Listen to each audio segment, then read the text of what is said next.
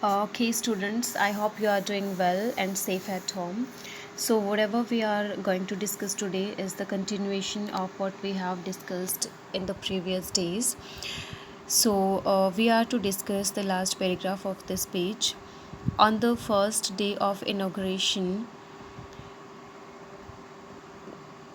I was overwhelmed with the sense of history in the जो inauguration का day था कौन सा दिन इनोग्रेशन का डे मतलब when the ceremony was taking place that is 10th of May I was overwhelmed का मतलब होता है एक्सट्रीमली हैप्पी और नेल्सन मंडेला बोलते हैं कि मैं सेंस ऑफ हिस्ट्री मतलब हिस्ट्री को याद करके जो हिस्ट्री को वो फील कर रहे थे उससे वो extremely happy he was feeling In the first decade of the 20th century, a few years after the bitter Anglo-Boer War, जब 20th century का फर्स्ट decade स्टार्ट हुआ और देखो बिटर एंग्लो बॉयर वॉर है जो बहुत एक बड़े लेवल पर जो एंग्लो बॉयर वॉर हुआ था वो जो है जो फर्स्ट हाफ था 20th सेंचुरी का उससे पहले हुआ था ठीक है and a few years after and before my birth और जो नेल्सन मंडेला का बर्थ हुआ था उससे कुछ टाइम पहले की बात है ठीक है मतलब नेल्सन मंडेला का बर्थ इन 1920s के डेकेड में हुआ था the white skinned people of South Africa patched up their differences and erected a system of racial dominations against the dark skinned peoples of their own land ये बोले कि जो 20th सेंचुरी का फर्स्ट डेकेड था उस समय की बात है जब जो वाइट स्किन्ड पीपल्स हैं साउथ अफ्रीका के उन्होंने पैचअप कर लिया था means they and up their differences उनके बीच में जो भी डिफरेंसेस थे जो मतभेद थे ना वो ख़त्म कर लिए थे एंड इरेक्ट मतलब टू बिल्ड और उन्होंने एक रेशियल डोमिनेशन का ऐसा सिस्टम क्रिएट कर लिया था किसके खिलाफ किसके अगेंस्ट में डार्क स्किन्ड पीपल और वो डार्क स्किन पीपल कौन थे वो खुद की कंट्री के लोग थे उनके खिलाफ जो है उन्होंने एक रेशियल डिस्क्रिमिनेशन या डोमिनेशन की जो सिस्टम है वो क्रिएट कर लिया था द स्ट्रक्चर दे क्रिएटेड और जो स्ट्रक्चर उन्होंने क्रिएट किया form the basis of one of the harshest मतलब एक्सट्रीमली टफ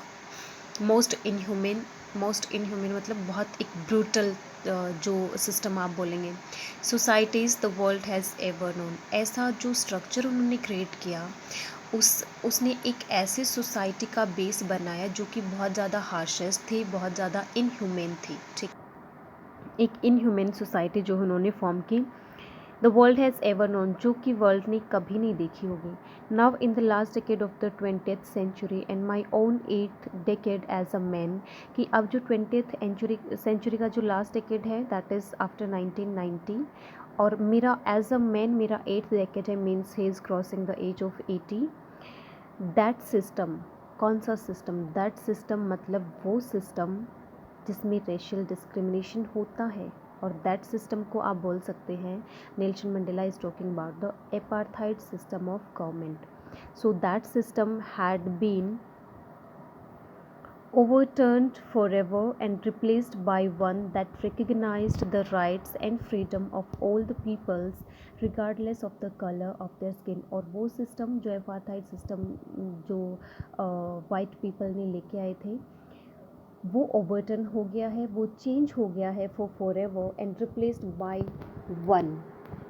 वन से what you mean by the here means by one इसका मतलब है कि ऐसे वो जो सिस्टम है वो एक डेमोक्रेटिक सिस्टम से चेंज हो गया है से रिप्लेस हो गया है sorry that recognise the rights and freedom of all peoples और अब आप एक बात बहुत अच्छी तरीके से समझते होंगे कि democracy is the best form of government in which every people gets recognition of his rights and freedom ठीक है सेम चीज़ हैपनिंग हो रही थी कहाँ पर साउथ अफ्रीका में जो एपार्थाइड सिस्टम ऑफ गवर्नमेंट है that was replaced completely by the democratic form of government where the rights and freedom of all the people was recognised regardless of the color of their skin ठीक है that day had come about through the unimaginable sacrifices of thousands of my people whose suffering and courage can never be counted or repeated that day had come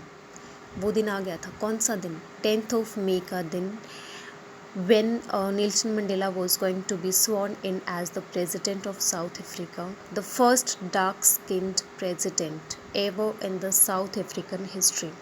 तो वो दिन जो आया था, that day come as a result of what? As a result of the unimaginable sacrifices done by the thousands of the people of South Africa who supported actually Nelson Mandela in getting the freedom. People hood suffering and courage can never be counted और repeat. और वो लोग जिन्होंने बहुत suffering, बहुत दुख सहे हैं और जिन्होंने ऐसा करेज मतलब ऐसा साहस दिखाया है which can never be counted, जिन्हें हम काउंट नहीं कर सकते, एंड जो सेक्रीफाइस उन्होंने दिया है उसको हम रिपे नहीं कर सकते। आई फेल्ट दैट डे, मैंने उस दिन फील किया। कौन से दिन? ये सारी चीज़ें जो हैं एक दिन की बात हो रही है, मतलब 10th May की बात हो रही है। As I have on so many other days, उस दिन मैंने ऐसा फील किया जो मैं पहले भी बहुत टाइम फील करता था, that I was simply the sum of all those African patriots who had gone before me, कि मैं एक सिंपली उन सब का एक सम हूँ, उन सब का एक जोड़ हूँ जिन्होंने, जो अफ्रीकन पेट्रियोट्स थे, जिन्होंने जो मेरे से पहले चले गए, जिन्होंने अपनी लाइफ जो है वो ख़त्म कर ली है। For what? For getting freedom.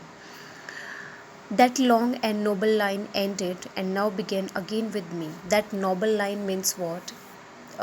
बहुत सारे लोग थे जो नोबल मैन थे, बहुत अच्छे लोग थे जो नेल्सन मंडेला के पीछे लाइन में खड़े हुए थे। कैसी लाइन में? फ्रीडम के लिए जो फाइटिंग हो रही थी उस लाइन में पहले भी एक लंबी लाइन थी और आज भी एक लंबी लाइन है, ये नेल्सन मंडेला हमें बता रहे हैं। आई वॉज पेन्ड, मैं बहुत दुखी था, that I was not able to thank them, that they were not able to see। मुझे बहुत ज़्यादा दुख हो रहा था, किस लिए? कि मैं उनको एक थैंक भी नहीं बोल पा रहा था, इस एबल में नहीं था। क्यों नहीं था?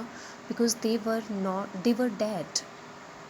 ओके, सो इसलिए वो बोल रहे हैं कि वो जो ये आज एक हिस्टोरिकल डे आया है साउथ अफ्रीका की हिस्ट्री में, तो मैं उनको वो जो है इस दिन को नहीं देख पा रहे, इसके लिए वो बहुत दुखी फील कर रहा था। What their sacrifices had wrought का मतलब होता है डन और अचीव, कि वो इस दिन को नहीं देख पा रहे थे कि उनके सेक्रीफाइस से आज हमने क्या अचीव कर लिया है, वो इस दिन को देखने के लिए जीवित नहीं थे। तो इसलिए Nelson Mandela was feeling very painful.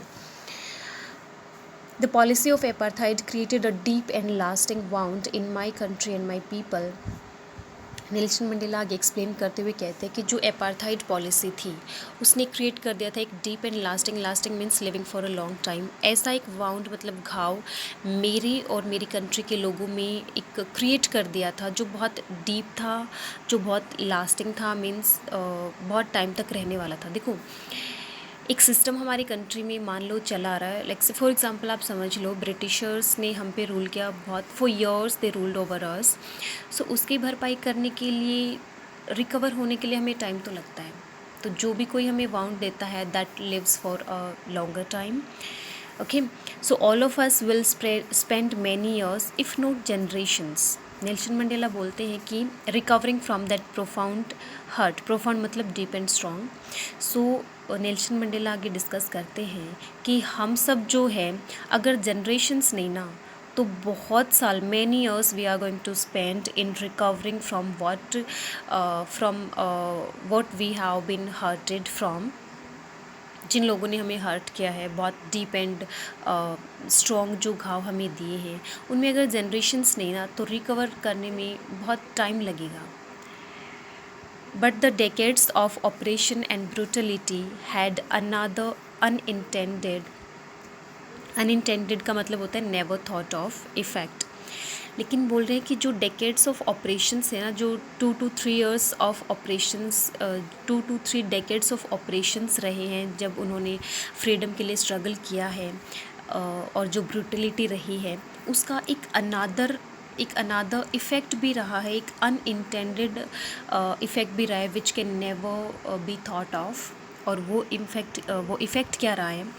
And that was that it produced the Oliver Tambos, the Walter Sisulus, the Chief Luthulis, the Yusuf Dadoos, the Bram Fischers, the Robert Sobukwes of our time.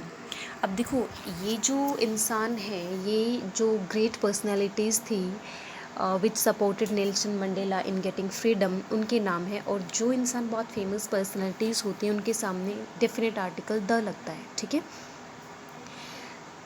तो आगे Nelson Mandela explain करते हुए हमें बताते हैं कि जो effect था ना, एक दूसरा जो इफ़ेक्ट था ऑपरेशन का, वो यही था कि उस टफ टाइम ने क्या प्रोड्यूस किया, ये जो महान कैरेक्टर्स के नाम जो हमें दे रखे ये प्रोड्यूस किए, ठीक है।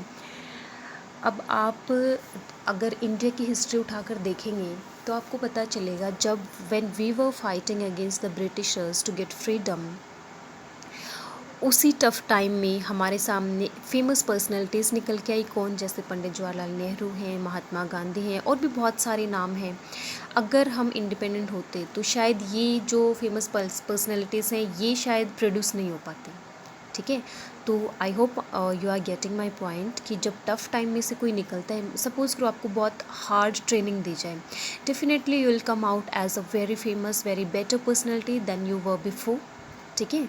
तो नेल्सन मंडेला इसी बात पे फोकस कर रहे हैं कि वो जो टफ टाइम था ना, उसका एक अलग इफ़ेक्ट रहा है, और वो इफ़ेक्ट जो नेल्सन मंडेला हैं वो बहुत पॉजिटिव वे में ले रहे हैं कि उसी टाइम ने ये जो फेमस पर्सनैलिटीज़ हैं इनको प्रोड्यूस किया है। और देखो ये कौन थे, आगे दिया हुआ है, man of such extraordinary courage, wisdom and generosity that their like may never be known again. ये जो इंसान रहे हैं, ये जो मैन है, दे वो मैन ऑफ एक्स्ट्रा ऑर्डिनरी करेज, साहस, विजडम मतलब intelligence, and generosity means kind heartedness. ये बहुत एक्स्ट्रा ऑर्डिनरी मैन रहे हैं, दैट देयर लाइक मतलब उनके जैसा, मे नेवर बी नॉन अगेन, दूसरी पैदा नहीं हो सकता। Perhaps it requires such depth of operation to create such heights of character। आगे नेल्सन मंडेला क्या बोलते हैं, जो मैंने अभी पहले लाइन डिस्कस की है, सेम चीज़ है कि शायद जो फेमस पर्सनालिटीज होती है ना, उनको क्रिएट करने के लिए बहुत टफ टाइम शायद इसकी डिमांड करता है। अगेन मैं वो लाइन यूज़ करना चाहूँगी, अगर आपको बहुत टफ ट्रेनिंग में से निकाला जाए, definitely you are going to come, you are going to be a better personality, okay. So better personality होने के लिए शायद टाइम जो है वो ये डिमांड करता है कि टफ टाइम आए इंसान में। My country is rich in the minerals and James that lie beneath it's soil. आगे ये बोलते हैं कि जो मेरी कंट्री है वो मिनरल्स एंड जेम्स में वेरी रिच है, which lies beneath it's soil, beneath means under its soil, but I have always known that it's greatest wealth is it's people. See, this is a very common sense here. For everyone, it's like the same that हमारी जो country है वो किसी भी mineral में कितने भी resources हो, कितने भी रिच हो नेचुरल रिसोर्सेज में, but the actual wealth of any country is it's people only, ठीक है। क्योंकि उन रिसोर्सेज को यूज़ कौन करता है? पीपल करते हैं, ठीक है। उनको यूटिलाइज करने के एबल कौन बनाता है? Definitely the people of any country. Finer and truer than the purest diamonds। तो नेल्सन मंडेला क्या बोलते हैं कि डायमंड की जो प्योरेस्ट फॉर्म होती है ना, उससे भी प्योर और ट्रूअर जो है मेरी कंट्री के लोग मेरे लिए हैं, और यही मेरे लिए एक्चुअल वेल्थ हैं, ना कि जो डायमंड्स वगैरह हैं वो। इट इज़ फ्रॉम दीज कॉमेराड्स, कॉमेराड्स मतलब होता है कलीग्स, कैंपेनियंस, साथी, in the struggle that I learn the meaning of courage. Nelson Mandela आगे बोलते हैं कि I have actually learned the meaning what courage actually means. किन से सीखा है? फ्रॉम द कॉमेराड्स, जो उनके कलीग्स हैं, उन्होंने जो स्ट्रगल किया है ना, वहाँ से मैंने एक्चुअल में करेज का मीनिंग क्या होता है वो सीखा है। टाइम एंड अगेन, बार बार, I have seen men and women risk and give their lives for an idea. बार बार मैंने क्या देखा है कि man and women are putting their lives at a very huge risk for what? To set an example. For an idea means to set an example. जैसे आपने सुना होगा आदर्श स्थापित करना, ठीक है।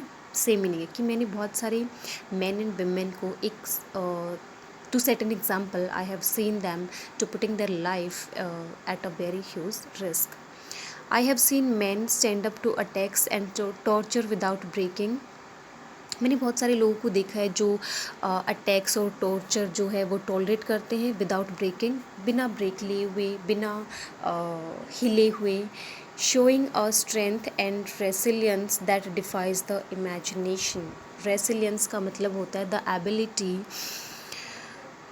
ability to deal with any kind of situation, any kind of suffering.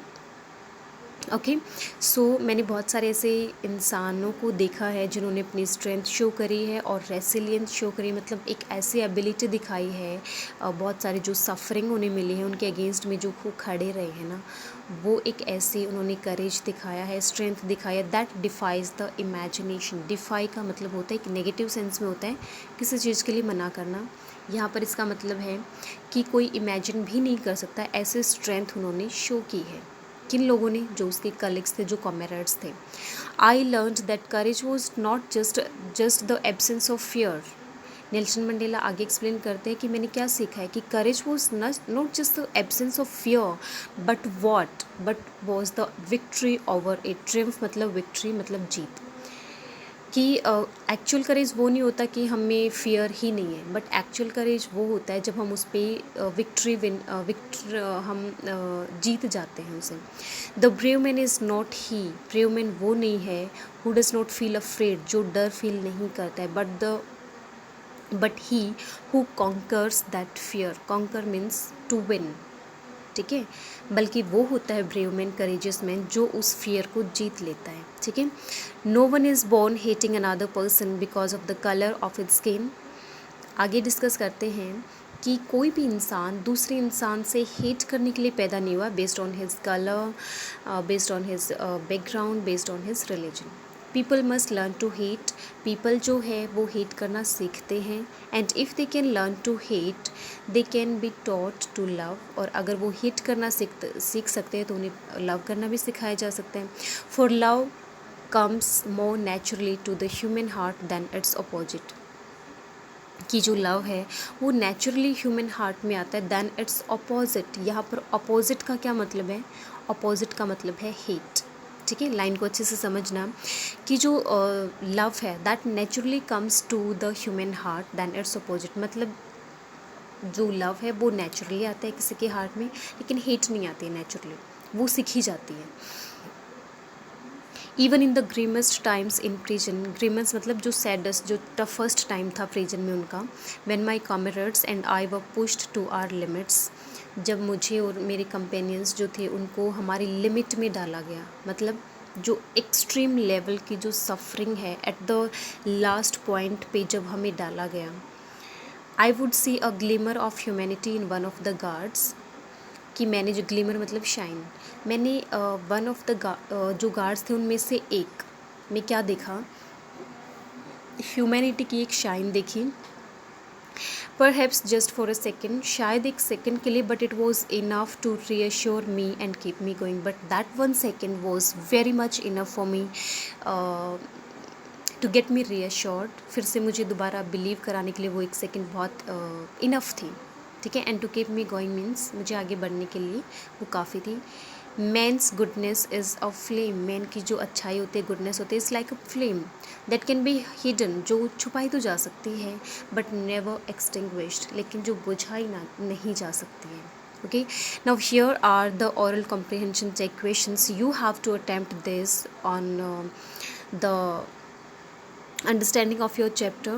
Okay, next is in life every man has twin obligations, हर इंसान की अपनी लाइफ में 2 ड्यूटीज़ होती हैं, और वो कौन सी? Obligations to his family, to his parents, to his wife and his children. First जो ड्यूटी होती है वो अपनी फैमिली के लिए होती है, and has an obligation to his people, to his community, his country, और जो सेकेंड ड्यूटी होती है that is towards the people of his community और his country. In a civil and human society each man is able to fulfill those obligations according to his own inclinations and abilities। जो हमारी civil society है, एक human society है, उसमें जो है each man is able, हर कोई इंसान जो है ये जो ऑब्लिगेशन, ट्विन ऑब्लिगेशंस दिए हुए थे उनको फुलफ़िल करने के लिए एबल है according to his own inclinations. Inclinations means होता है natural tendencies of behaviour and abilities. अपनी एबिलिटीज़, अपने बिहेवियर के बेस पे हर एक इंसान जो है उन ट्विन ऑब्लिगेशंस को फुलफ़िल कर सकता है।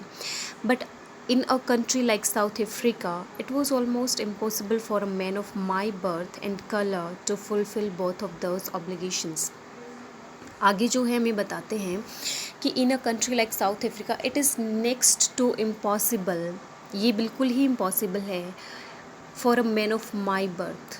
इसका मतलब क्या है? For a man of my birth means जिस इंसान ने मेरी तरह बर्थ लिया है, मतलब जो डार्क स्किन सोसाइटी में पैदा हुआ है, उसके लिए ये नेक्स्ट टू इम्पॉसिबल है ट्विन ऑब्लिगेशंस को पूरा करना। ठीक है, क्यों नहीं कर सकते? क्योंकि रेशियल डिस्क्रिमिनेशन होता है, उनको फ्रीडम नहीं दी जाती है। In South Africa, a man of color who attempted to live as a human being was punished and isolated.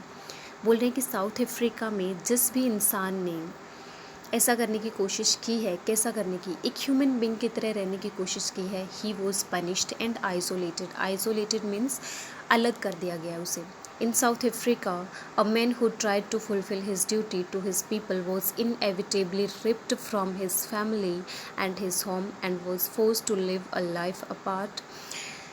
South Africa में जिस भी इंसान ने अपनी ड्यूटी को फुलफ़िल करने की कोशिश की है, अपने लोगों के लिए अपनी ड्यूटीज़ को फुलफ़िल करने की कोशिश की है, इनएविटेबली मीन्स अनअवॉइडेबली, बिना अवॉइड किए उस इंसान को, that was ripped from his family means that was taken away from his family, from his home and was force to live a life apart, और उसको फोर्स किया गया है अकेले में दूर रहकर अपनी लाइफ स्पेंड करने के लिए। A twilight existence of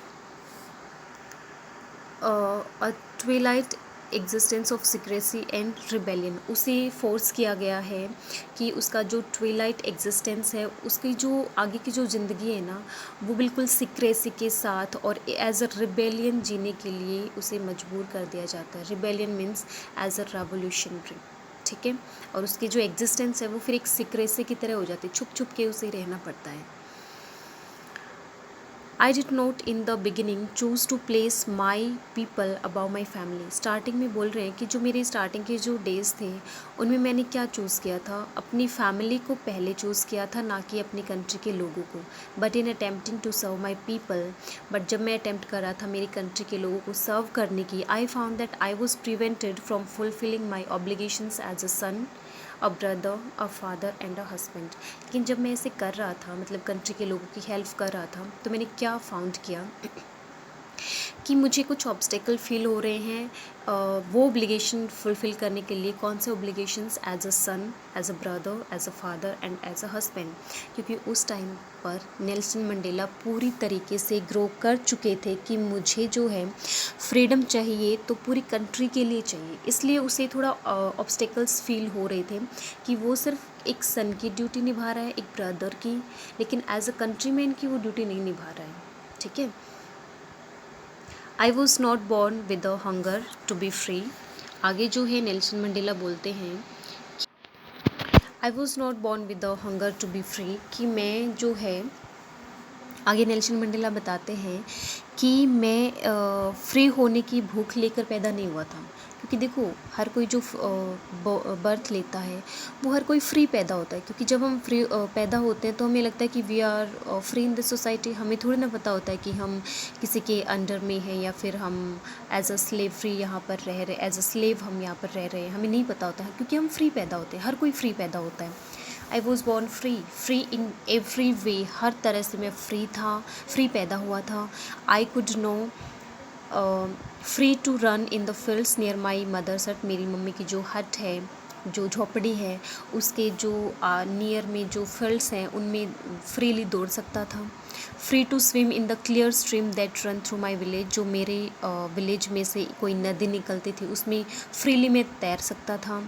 free to roast mealies under the stars, roast mealies का मतलब होता है टू बेक कॉर्न्स, ठीक है, कि स्टार्स के नीचे जो सितारे हैं उनके नीचे जो है मैं वो जो मकई होती है उसको भून सकता था freely. And ride the broad backs of slow moving bulls, और जो बुल्स होते हैं स्लो मूव करते हैं, उनकी जो ब्रॉड बैक होते पीठ होते उस पर सवारी करने के लिए मैं फ्री फील कर रहा था अपने आप में। As long as I obeyed my father and abided by the customs of my tribe, कि जितना मैंने ओबे किया मेरे फादर को, उनको फॉलो किया and abided by the customs of my tribe, और जो मेरी ट्राइब, जो मेरा कबीला, उसके कस्टम्स, जो रीति रिवाज हैं, उनको मैंने फॉलो किया। I was not troubled by the laws of man or God, कि देखो जब मैं अपने पापा को फॉलो कर रहा हूँ उस टाइम पे भी कोई भी लॉ ने मुझे ट्रबल नहीं किया। जब मैं अपनी ट्राइब की कस्टम्स को की ड्यूटीज़ जो हूँ उनको फुलफ़िल कर रहा हूँ तो गॉड ने भी मुझे कोई ट्रबल नहीं दिया। तो मतलब मैं फ्री होना चाहिए, ये एक बोल रहा है यहाँ पे, ठीक है, कि जब मैं ये ड्यूटी पूरी कर रहा हूँ ना एज अ सन या फिर as a member of his tribe, तो कोई भी उसे ऑब्स्टेकल फील नहीं हो रहा है। उसे फ्रीडम कब नहीं दी जा रही है, जब वो अपनी कंट्री के लिए कुछ करने की कोशिश करता है, क्योंकि वहाँ पर फिर वो डिस्क्रिमिनेशन आ जाता है between the white and the black. Okay, it was only when I began to learn that my boyhood freedom was just an illusion. जब उन्होंने ये सीखना स्टार्ट किया कि उसका जो बॉयहुड है, उसका जो बचपन था, वो एक्चुअल में एक इल्यूजन था, फ्रीडम नहीं थी, इल्यूजन था। इल्यूजन मतलब भ्रम, अ फॉल्स इमेज। देखो जब हम छोटे होते हैं तब हमें नहीं पता होता है कि हम स्लेव हैं, हम सब फ्री होते हैं, लेकिन जब हम बड़े होते हैं तो हमें पता होता है कि हम उस टाइम पे भी फ्री नहीं थे, हमारा वो सिर्फ क्या था, एक इल्यूजन था। When I discovered as a young man that my freedom had already been taken from me, कि जब मैंने डिस्कवर किया चीज़ों को, जब मैंने सर्च किया, जब मैंने टोटली ये पाया कि जो मेरी फ्रीडम है वो ऑलरेडी मुझसे ली जा चुकी है, that I began to hunger for it. उस टाइम मैंने इसके लिए भूख बढ़ गई। देखो जब मान लो आप 10th क्लास में कोई बच्चा फर्स्ट आना चाहता है एंड अबाउ 90% ही और शी वांट्स टू गेट, तो क्या करता है, उसमें ना भूख बहुत बढ़ जाती है, ठीक है। तो इसीलिए जब उसने पहचाना कि कोई भी वहाँ फ्री ही नहीं है, तो उसकी फ्रीडम के लिए जो हंगर थी ना वो बढ़ गई, ठीक है। At first as a student I wanted freedom only for myself. जब वो स्टूडेंट था तो फ्रीडम उसे सिर्फ अपने लिए चाहिए थी। द ट्रांजिटरी फ्रीडम, ट्रांजिटरी मतलब not permanent, temporary. The transitory freedoms of being able to stay out at night, की एक टेम्पररी सी फ्रीडम उसे चाहिए थी कि नाइट आउट स्टे कर सके, क्योंकि स्टूडेंट लाइफ ऐसी होती कि हाँ दोस्तों के साथ बाहर चलें, तो वो फ्रीडम चाहिए होती थी बस। Read what I pleased and go where I choose, जो मैं पढ़ना अच्छा लगे वो पढ़ सकूँ, जहाँ मैं जाना चाहूँ वहाँ जा सकूँ, तो ये एज अ स्टूडेंट लाइफ में उसे यही फ्रीडम चाहिए थी। Later as a young man in Johannesburg, Johannesburg जो है वो साउथ अफ्रीका की एक सिटी है, बहुत ब्यूटीफुल सिटी है।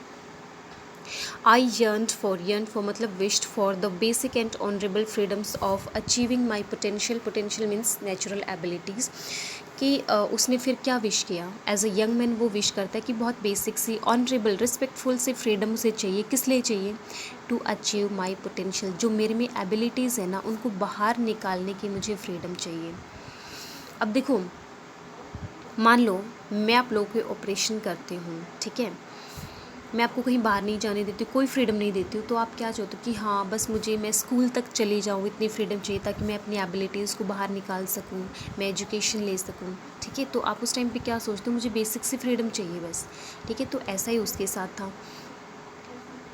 Of earning my keep, to earn one's keep, it's a idiom or phrase, इसका मतलब होता है टू अर्न इनफ मनी, ठीक है, कि मैं इनफ मनी कमा सकूं।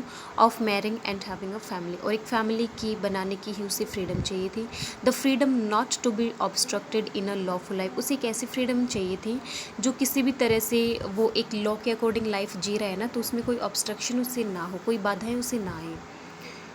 But then I slowly saw that not only was I not free, फिर धीरे धीरे वो क्या देखता है कि सिर्फ मैं ही फ्री नहीं हूँ, but my brothers and sister were not free, कि ऐसा सिर्फ मैं इंसान नहीं हूँ जो फ्री नहीं हूँ, और कौन कौन है, मेरे ब्रदर्स और सिस्टर्स है वो भी फ्री नहीं थे। I saw that it would not just my freedom that was curtailed, फिर कर्टेल मतलब टू रिड्यूस, कम करना। फिर वो सोचता है कि सिर्फ मेरी फ्रीडम को रिड्यूस नहीं किया गया है, but the freedom of every one who looked like I did.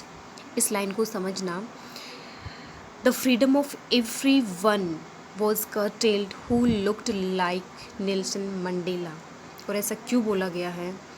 Nelson Mandela ने ये वर्ड इसलिए यूज़ किया है कि हर वो इंसान जो ब्लैक स्किन का है मेरी तरह, उस हर एक इंसान की फ्रीडम को कर्टेल किया गया है, रिड्यूस किया गया है, ठीक है। That is when I joined the African national Congress. याद रखना ये जो अफ्रीकन नेशनल कांग्रेस है ये नेल्सन मंडेला की पार्टी का नाम है, कि ये तब हुआ जब मैंने अफ्रीकन नेशनल कांग्रेस ज्वाइन की। एंड दैट इज़ और तब when the hunger for my own freedom became the greater hunger for the freedom. और ये तब हुआ जब मेरी जो हंगर थी ना खुद की फ्रीडम के लिए, वो उससे भी बड़ी हंगर मेरी क्या हो गई, freedom for the freedom of my people. देखो एक पहले नेल्सन मंडेला में हंगर थी खुद की फ्रीडम की,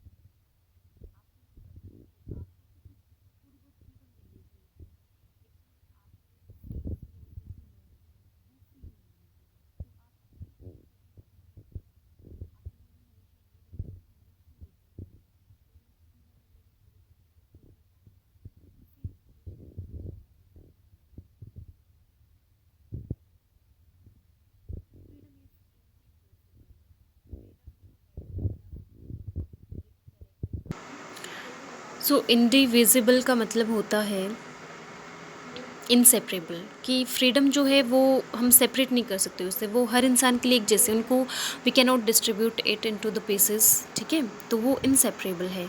the chains on every one of my people were the chains on all of them, कि हर किसी पर जो चेन्स थी, जो स्लेवरी की जो चेन्स थी वो हर किसी पर थी, ठीक है। The chains on all of my people were the chains on of me. अब देखो जो इंसान दूसरों की सबकी तकलीफ़ को समझता है उसे दूसरों की तकलीफ़ भी अपनी तकलीफ़ लगने लगती है। तो नेल्सन मंडेला के साथ सेम चीज़ हो रही थी कि उसके लोग जो है, उसके कंट्री के लोग जो फ्री नहीं थे, तो उनको जो स्लेवरी की चेन फील हो रही थी, नेल्सन मंडेला को वो चेन अपने ऊपर लगती थी। I knew that the oppressor must be liberated just as surely as the oppressed. I knew में जानता था कि जो ऑपरेशर्स है, जिसे दबाया जा रहा है, मस्ट बी लिबरेटेड, उसे फ्री होना चाहिए, just as surely as the oppressed, कि जो ऑपरेस करने वाला है उसे जिस प्रकार से फ्री होना चाहिए उसी तरह से ऑपरेशर को भी फ्री होना चाहिए। अब यहाँ एक मतलब समझना, नेल्सन मंडेला इनडायरेक्ट वे में कहना चाह रहे हैं कि जो ऑपरेशर है, जो दबाने वाला है, वो भी फ्री नहीं है। जैसे कि ऑपरेस्ड वन पीपल जो है वो फ्री नहीं है, वैसे ही ऑपरेशर भी फ्री नहीं है। क्यों नहीं है आगे देखना। A man who takes away another man's freedom is a prisoner of hatred. एक इंसान जो दूसरे की फ्रीडम को लेता है वो क्या है, अ प्रिजनर ऑफ हेट्रेड। जिन्हें दबा कर रखता है उनके हेट का वो शिकार बन जाता है। He is locked behind the bars of prejudice and narrow mindedness. Prejudice मतलब a strong dislike without any good reason, कि आप किसी से बहुत हेट करते हो। तो जो इंसान जो ऑपरेशर है उसको एक लॉक कर दिया जाता है behind the bar of prejudice, मतलब जो हेट की जो जंजीरें होती हैं उनके पीछे उसको लॉक कर दिया जाता है। एंड नैरो माइंडेडनेस, और उसे क्या बोला जाता है कि ही इज़ नैरो माइंडेडनेस, कि बहुत नैरो माइंडेडनेस मतलब बहुत ओपन माइंड की जो नहीं है। देखो क्लियरली समझना, जो इंसान दूसरों को दबा कर रखता है वो पहली चीज़ दूसरों जिन्हें दबा कर रखता है उनकी हेट उसे सहनी पड़ती है, ठीक है, उनकी डिसलाइक उसे सहनी पड़ती है, मतलब प्रेजुडाइज। तीसरा उसे क्या सुनना पड़ता है कि वो बहुत नैरो माइंडेडनेस है। ये सारी चीज़ें जो हैं उसे सुननी पड़ती हैं, इसका मतलब वो भी फ्री नहीं है, ठीक है। दोनों ही ऑपरेस्ड वन भी और ऑपरेसर भी, they are far away from the humanity. I am not truly free if I am taking away someone else's freedom, ठीक है। अगर मैं किसी की फ्रीडम को लेता हूँ या लेती हूँ तो मैं भी फ्री नहीं हूँ। Just as surely as I am not free when my freedom is taken away from me. कैसे, अगर देखो मैं दूसरों की फ्रीडम को लेता हूँ तो मैं फ्री नहीं हूँ। कैसे फ्री नहीं हूँ, जैसे कि मेरी फ्रीडम मुझसे ली जाती है तो मैं एज अ स्लेव बन जाता हूँ। उसी तरीके से जो कोई मेरी फ्रीडम लेता है वो भी एक स्लेव बन जाता है। कैसा slave, the slave of the hate of the people, ठीक है। The oppressed and the oppressor alike are robbed of their humanity. As I have told you earlier, I mean in 1 minute before, कि जो ऑपरेशर हैं और जो oppressed one हैं they are far away from humanity. क्योंकि देखो जो ऑपरेस्ड करके रखता है, ठीक है, जो ऑपरेस्ड वन है वो ह्यूमैनिटी से वैसे ही दूर है क्योंकि उनसे अच्छा बिहेवियर किया ही नहीं जाता है, ठीक है। लेकिन जो ऑपरेसर हैं वो भी ह्यूमैनिटी से दूर हैं। क्यों, क्योंकि जो लोग उनके नीचे दबे हुए हैं वो definitely they are going to hate that person who is taking away their freedom. तो जो ऑपरेसर है और जो ऑपरेस्ड वन है दोनों ही क्या हैं, ह्यूमैनिटी से बहुत दूर हैं। Now again you have to attempt the oral comprehension questions based on your understanding, okay.